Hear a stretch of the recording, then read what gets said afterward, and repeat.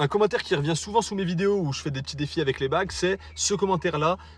Qu'est-ce que c'est qu'une bague en NBA? Je vais faire très court, mais je vais expliquer le fonctionnement de la NBA, comme ça vous allez vite comprendre à quoi ça correspond les bagues. Mais avant ça, n'hésite pas à t'abonner. Pour toi, c'est rien, mais pour moi, ça compte énormément. Merci à ceux qui le feront. En NBA, il y a deux conférences, Est et Ouest, et elles ont chacune 15 équipes, donc ça fait 30 équipes au total. Dans chaque conférence, les équipes de 1 à 6 sont qualifiées automatiquement pour les playoffs. Les équipes de 7 à 10 jouent un petit tournoi qu'on appelle le Play-in Tournament, et donc les deux équipes qui ressortent de ce Play-in Tournament sont aussi qualifiées en playoff. Ça nous donne donc 8 équipes de chaque conférence qui s'affrontent dans un tournoi, et chaque confrontation se passe dans un maximum de 7 matchs, puisque c'est la première équipe à gagner 4 matchs qui passe à l'étape suivante. Et donc les deux survivants de chaque conférence s'affrontent dans les NBA Finals, ce qui va donner un champion NBA. Et donc la question qu'on se pose, c'est qu'est-ce que c'est les bagues? Parce que les champions NBA, ils reçoivent un trophée que vous voyez ici.